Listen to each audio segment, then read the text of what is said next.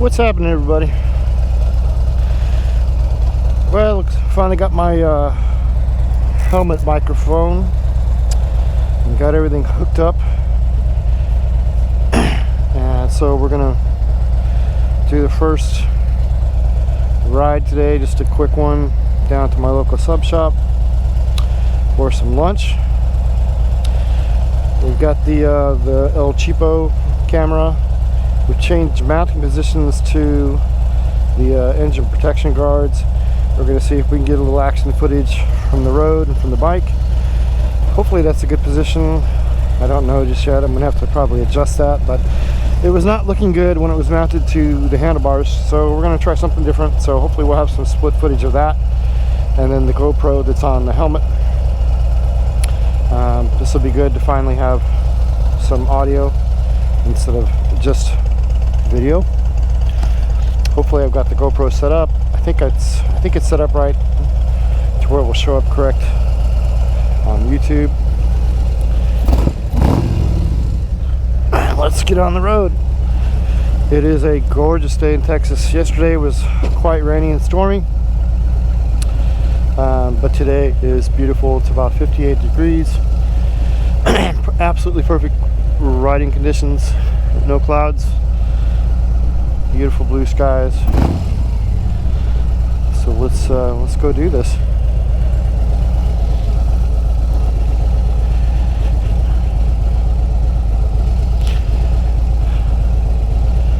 So I asked for continued patience while I figure out all this YouTube stuff. I am just learning. I'm a newbie. That's the way that goes. So one of the first things I wanted to talk about on this quick ride is so this is a new bike for me, for those that haven't figured it out yet. I've ridden motorcycles for most of my life, but they were the next right onto Oriole Skyway, then turn left. They were always cafe bikes or crotch rockets. This is the first touring bike I've ever owned, and I'm happy to say that I started off at the top of the pack with the Harley-Davidson Street Glide. This bike is absolutely phenomenal. I love every part about this bike. There's very, very few things that I could say negative about this thing. I don't know if I like this windshield down. It's a little too constricting. I might flip that lid back up. Hopefully there's not too much wind noise. And they lie about it not fogging up. Okay, that's better. So one of the very few things that I wasn't wild about when I got this bike is the hydraulic clutch. If you're now turn left. A rider of any variety and you've been on any of the newer model Harley-Davidsons, I think everybody is of the same opinion that the hydraulic clutches, while they work great, now turn left. The throw on them is far too big, and even with somebody with strong hands, it's after a while it gets hard to deal with. So I started investigating, okay, what can I do to my clutch to make it a little bit more user-friendly. Some of the adjustments that you can do to the actual clutch system itself seemed a bit much. Turn sharp right. So I looked at other options, and one of them that I found was the Oberon adjustable clutch. I don't know if you can see it very well with the position of the camera, but this was an absolute gold mine, I think, personally. Again, I don't know if you can see it, but it has adjustment settings, 4 different settings where you can bring the clutch closer into the hand grips so that it's not quite as long of a throw. And this was not cheap for what it is. It's just a chunk of metal, but this thing was fairly expensive. I think it was like 128 or something like that. But let me tell you, I believe personally this is worth it. Being able to adjust this all the way in, and again get this closer to where when the clutch engages you don't have to come all the way out here position 4, which is, I'm not going to do it now because I'm going to have to move the bike, but it would go way out here to the original position of where the hydraulic clutch is, which is just too far. But anyway, so if anybody is having the same issue, this is really a great option. So just do a search on the internet for Oberon, and I'm sure there'll be a bunch of different dealers where you can order this from. I believe the company is made, oh geez, in Germany. Forgive me if I'm wrong, but they got so popular so quick you can get them just about anywhere, I believe, in the US. So anyway, this is awesome. I'm really enjoying this. The clutch engagement happens really fast, which for me I think is a good thing. So yeah, again, if the hydraulic clutch is an issue, since you can't adjust this manually like you can on a cable clutch, great option, absolutely great option. So I will continue to do more equipment reviews, and at some point in time I'm going to do a complete review. Man, this light's taking forever. I'm going to do a complete review on this bike because I absolutely love my bike. This is basically my dream bike. This is what I've always wanted from day one. Just couldn't afford until now.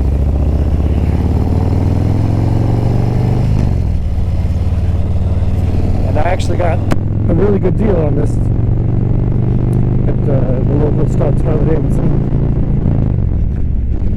This is actually 2017,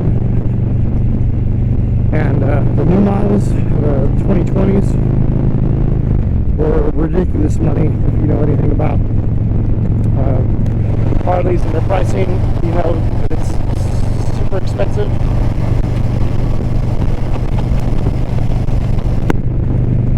But I was able to locate this bike. It's 2017, and it only had 1,900 miles on it.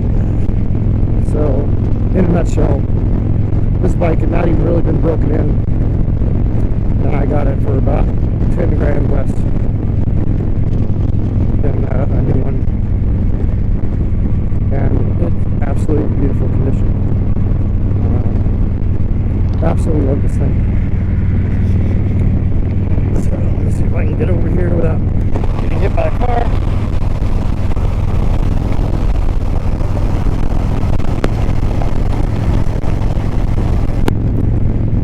I have to figure out the vents on this helmet. This is a new helmet, and it's still fogging up, but I know there's vents on top of this. This is the only thing that I've got to open up. Yeah. What can I say about this thing? There's just so very little about this bike that's not appealing. I love the Milwaukee engines. This is the 107, and let me tell you, from riding crotch rockets and race bikes, this thing has all the power you will need. You absolutely do not need any more power than this. And if you do, then you're just an adrenaline junkie.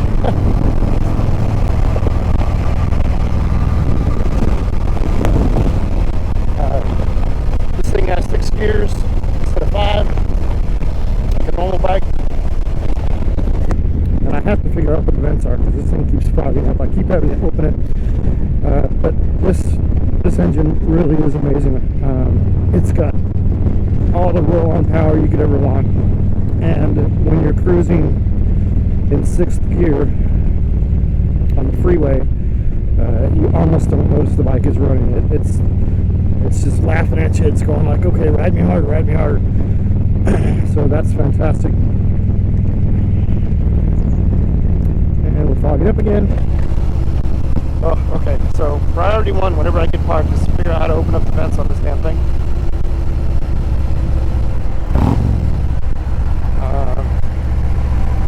One of the first aftermarket things I did after I got the bike was to throw some 4.5 inch Reinhardt pipes on the back.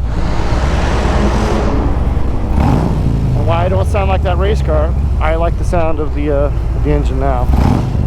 It was a little tame for me when I first bought it.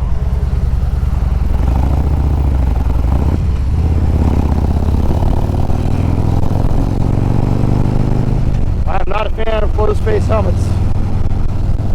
I do not like it. But this is the only way that you can do the mic mounting and all that kind of stuff in any effective way. So we're going to have to get used to closed face helmets. That's all I used to ride, all I used to use with all my other bikes, or at least the racing bikes, let me say that. I always had closed face helmets.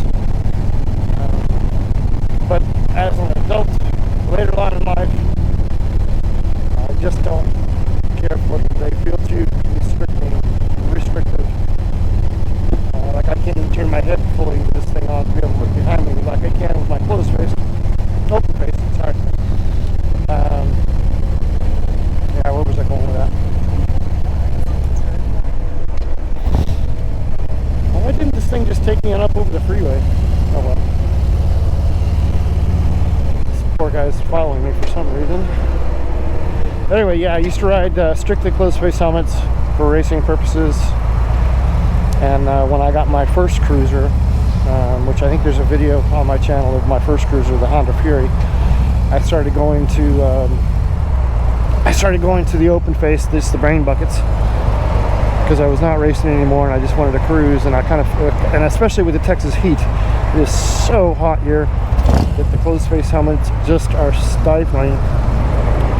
So I went to the brain buckets and I never looked back. I've got 3 closed face helmets and I don't use any of them. This latest version, which I'm wearing now, is a nice helmet. It's set up good, it's good styling, very safe. It's about a middle of the road helmet. It's not a $500 helmet, and it's not a $100 helmet. It's nice. Again, it's just too restrictive.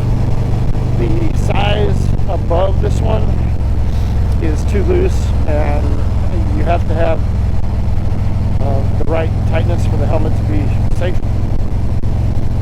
in case you're in a crash. And this size is too small, and there's no in-betweens. So I'm just going to have to kind of suffer through this until the padding starts to break in and it gets a little bit more loose. That being said, again, this is the only way you can really mount the GoPro, and then they have the microphone that will go inside the helmet, so you can talk and vlog while you're riding. So I'm just going to have to get used to it, or come up with a customized version that I can attach to an open face helmet. All the searches I've done online so far, there have not been any options that I've seen that I would purchase. If you guys know of any open-faced mics on a boom, small boom, that you know of, or that you've used, or that you've run across in your travels, by all means, please leave a comment for me. I would like to look at those and possibly order one. If you haven't already, as usual, you know the drill. If you like what you're seeing, please click the like button and the subscribe button if you want to be, and the bell, of course, if you want to be notified whenever I put out new stuff. Oh geez, okay, what's going on with this guy? He's broken down in front of me, or is going to be. And there's way too many bikes on the road for me to just fly out in front of him.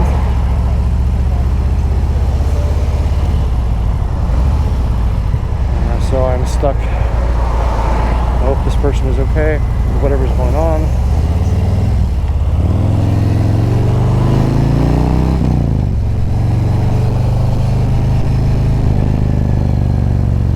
I'm still getting used to the whole trying to vlog while riding thing. It's fairly easy, but all you got to do is take your eyes off the prize for 1 second, and you're no longer on this planet. So trying to take things easy and not worry too much about what happens with the vlog, but more pay attention to the road and trying to drive safe and watch out for other people, because the old adage is correct. Cars do not see you, they don't want to see you, and they absolutely kill you quickly if you're not paying attention. Any safety riding course will tell you that, and I can tell you from experience that is the truth, as I have been hit. I've been hit on more than one occasion on motorcycle, and thank the Lord I'm still here to talk about it.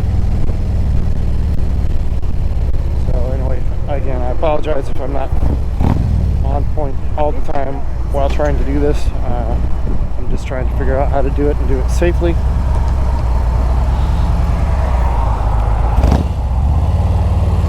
So again, this will be kind of a short video today. I have no idea why this thing is taking me this direction. I should have been at my sub shop a long time ago, but I'm following the navigation system.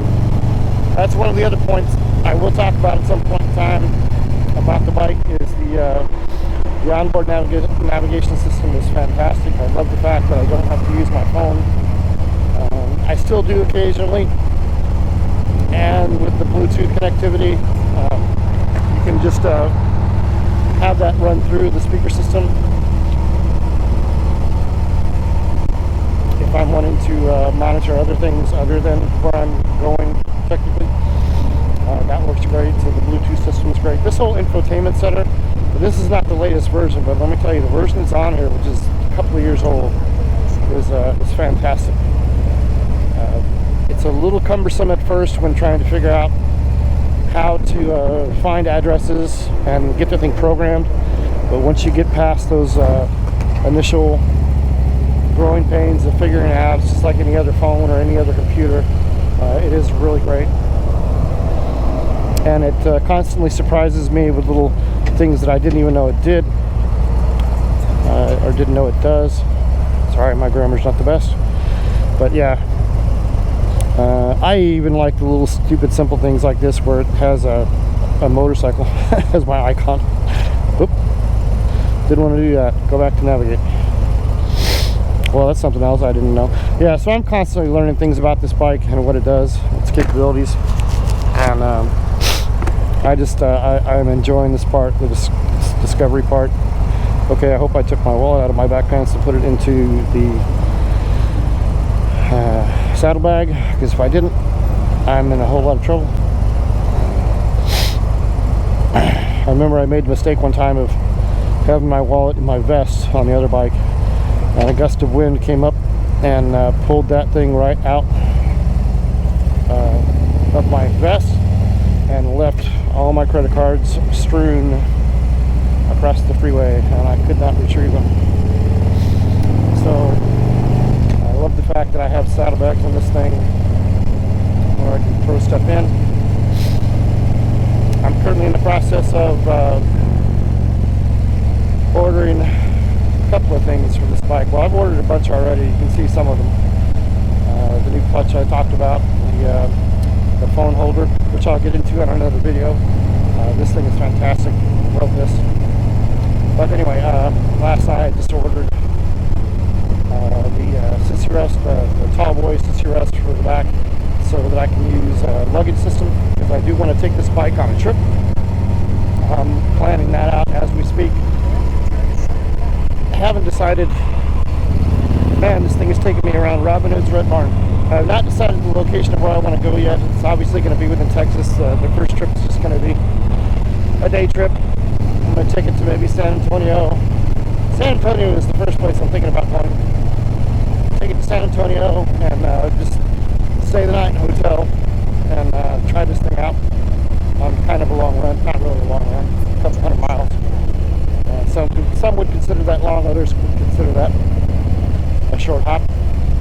I've never really traveled that far on a motorcycle before. Again, I was on crotch rockets and race bikes, but now that I actually have a touring model, I'm going to tour.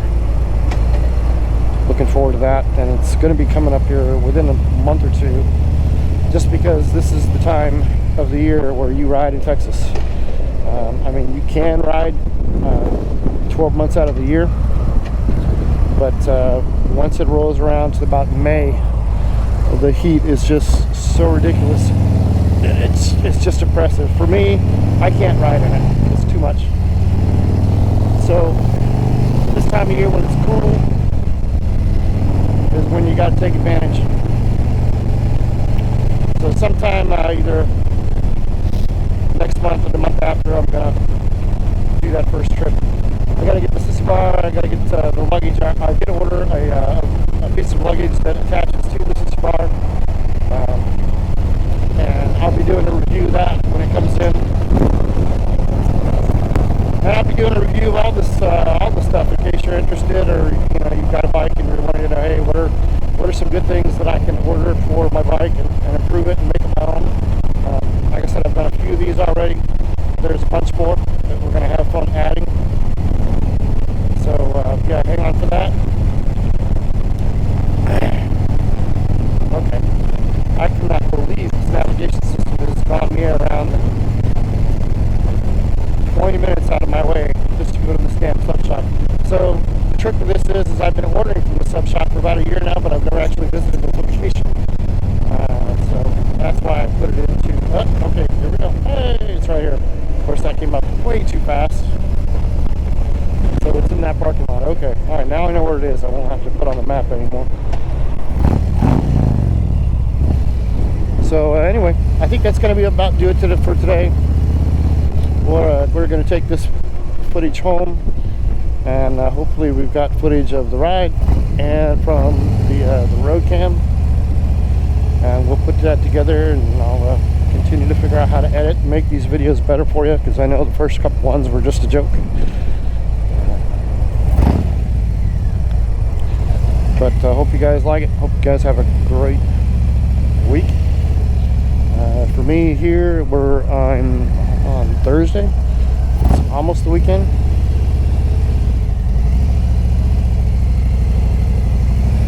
And where's my restaurant? But anyway, have a great weekend, and we will talk to you soon. Keep the sunny, shiny side up. And peace.